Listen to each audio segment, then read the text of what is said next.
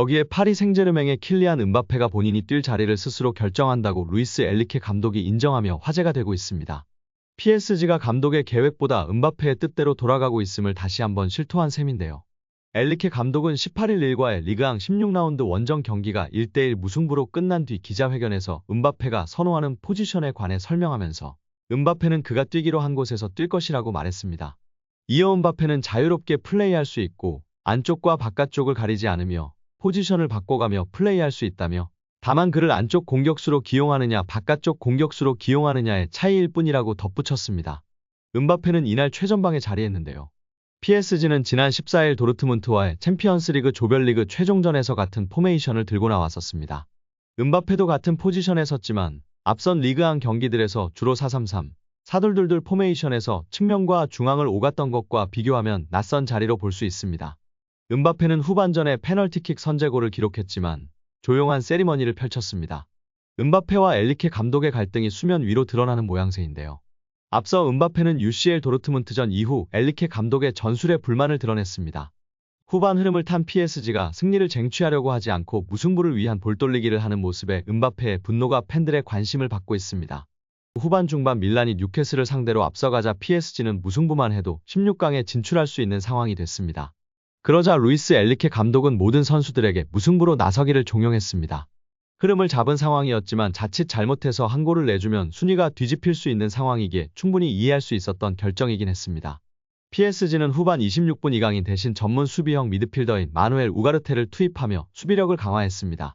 단 이런 엔리케 감독의 지시에 음바페는 분노하며 화제가 되고 있습니다. 프랑스 RMC는 엔리케 감독은 밀란이 앞서가면서 자신들의 진출이 유력해지자 선수들에게 진정하라고 지시하면서 무승부를 노렸다 라면서 하지만 음바페는 이러한 지시에 불만을 나타냈다 고 설명했습니다. 실제로 음바페는 자신에게 패스를 주는 대신 선수들이 뒤에서 볼을 돌리자 어이없다는 반응을 보이기도 했습니다. RMC는 음바페는 1위를 위해서 무조건 승리를 노렸다. 그래서 무승부를 노리는 엔리케 감독의 전술에 큰 불만을 보였다 고 강조했습니다. 현지 팬들도 무한이를 빼고 오른쪽 윙어로 이강인을 썼어야 했다. 우가르테를 투입해서 밸런스를 유지하면서 등의 반응을 보이며 엔리케 감독의 지략과 전술에 대해 비판하였습니다. 이날 엔리케 감독의 발언은 음바페 뜻대로 전략을 짜는데도 그가 재활약을 펼치지 못해 승리하지 못했다고 암시한 것으로 볼 수도 있습니다. 엔리케 사령탑 체제로 이번 시즌을 새롭게 시작한 PSG는 전체적인 팀 조직력보다 음바페가 돋보일 수 있는 방식으로 운영된다는 비판을 받고 있습니다. 포메이션은 물론 베스트 11, 경기에 나서는 다른 선수들의 포지션까지 매 경기 달라지고 있는데요. 한국 대표팀에서는 오른쪽 윙어 혹은 미드필더 자리에 서며 최상의 경기력을 보여주는 이강인도 PSG에서는 왼쪽 윙어 혹은 미드필더로 나서고 있습니다. 이강인은 이날 경기에서는 왼쪽 미드필더 포지션을 소화했습니다. 문제는 너무 잦은 변화에 팀 조직력이 살아날 기미가 보이지 않는다는 것인데요. 리그앙 우승을 넘어 UCL 우승을 목표로 하는 PSG로선 음바페 딜레마를 풀어야만 선전을 기대할 수 있습니다. 음바페는 내년 여름 계약 기간이 끝나 레알 마드리드로 이적할 것으로 예상되는데 그가 팀 승리를 위해 얼마나 헌신적으로 뛸지는 지켜봐야 한다는 목소리가 커지고 있습니다. 최근 레알 마드리드는 정말 마지막 준비를 진행하고 있다고 하는데요. 스페인 렐레보는 레알은 킬리안 음바페 연속극의 마지막 장을 준비하고 있다. 음바페의 계약은 2024년 6월 종료된다. 레알은 최근 몇 년 동안 이어진 모든 실망감에도 다시 한번 시도하길 원한다. 2024년 상반기에 음바페가 자유롭게 협상이 가능하면 시즌이 종료된 후에 영입될 수 있도록 음바페를 향한 제안을 준비하고 있다고 보도했습니다. 음바페의 거취에 대해 다시 스멀스멀 이적설이 나오고 있는데요. 음바페의 거취는 지난 몇 년 동안 PSG, 레알 사이에서 계속 도돌이표였습니다. 레알이 음바페를 노리지만 PSG는 선수의 매각을 원하지 않는다는 보도부터 음바페가 레알행도 고려하고 있다는 소식은 매우 무성했습니다. 실제로 2021년도 시즌이 끝난 직후 음바페는 레알행에 매우 가까웠으나 음바페의 선택은 재계약이었습니다. PSG와 행복 동행을 이어가는 것처럼 보였지만 2022년도 시즌이 끝난 뒤에 음바페가 PSG의 재계약 불가 통보를 날리면서 구단과 엄청난 자존심 싸움이 이어졌습니다. PSG는 레알이 먼저 음바페를 유혹해 나온 결과라고 믿었지만 음바페는 레알 이적설을 직접 부인했습니다. 결국 양측은 다시 화해하고 일단은 시즌에 집중하는 중인데요. 지금까지 레알은 음바페 영입을 하려고 2번 시도했습니다. 한 번은 이적료 2억 유로 약 2,825억 원을 제안했지만 PSG의 입장은 단호했습니다. 핵심 선수를 넘겨주지 않겠다는 생각을 바꾸지 않았습니다. 두 번째 영입 시도가 앞서 밝힌 2022년도 시즌이었는데요.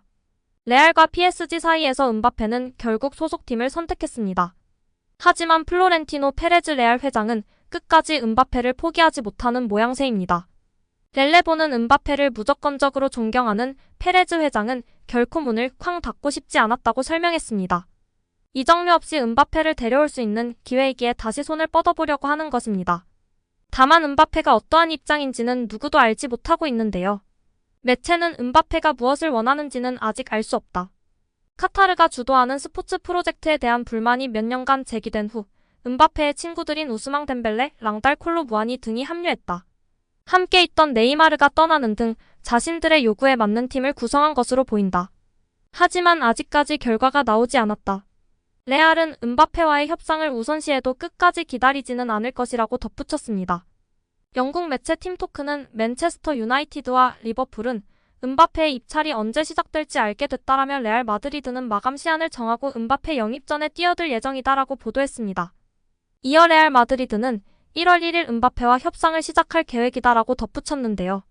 스페인 매체 아스도 플로렌티노 페레스 레알 마드리드 회장은 1월 이적 시장이 열리는 대로 음바페 측과 협상을 시작할 예정이다라며 보스만 룰에 따라 레알 마드리드는 음바페와 6개월 뒤 계약을 맺을 수 있다라고 밝혔습니다. 그러나 레알 마드리드가 음바페에 올인하는 건 아니다. 이 매체는 15일이라는 기한을 정했다. 그때까지 음바페 측이 영입 제안을 받아들이지 않으면 이적은 물거품이 된다라며 음바페의 선택이 길어지거나 잔류를 선택할 경우 레알 마드리드는 엘링 홀란드를 플랜 B로 노릴 것이다라고 언급했습니다. 여기에 이강인을 도와줄 육각형 미드필더 영입 소식이 화제인데요. 18세의 초신성입니다. 유럽 축구 이적시장 전문가 파브리시오 로마노는 2일 자신의 SNS를 통해 PSG는 모스카도 영입에 착수했다. 이번 주에 코린치안스에서 대화가 이뤄질 예정이다. PSG의 디렉터인 캄포스는 브라질로 직접 날아가 일을 처리할 것이다. 모스카도는 PSG 영입을 원하고 있다. 이제 모든 것은 구단들의 결정에 달려있다라고 밝혔습니다. 모스카도는 브라질 출신의 초신성인데요. 아직 18세에 불과하지만 완성된 피지컬을 자랑합니다. 185cm의 큰 키를 보유하고 있으며 중원 대부분의 포지션을 소화할 수 있을 정도로 다재다능하다고 정평이 나 있습니다. 공수양면에서 두각을 나타내는 등 육각형 미드필더로서 성장하고 있기에 많은 기대를 받고 있어 PSG에 온다면 중원에 큰 힘이 될 전망입니다. 오늘 영상은 여기까지입니다. 끝까지 시청해주셔서 감사합니다. 늘 건강하시고 더 좋은 영상으로 찾아뵙겠습니다. 구독과 좋아요도 잊지 마시고 부탁드립니다. 감사합니다.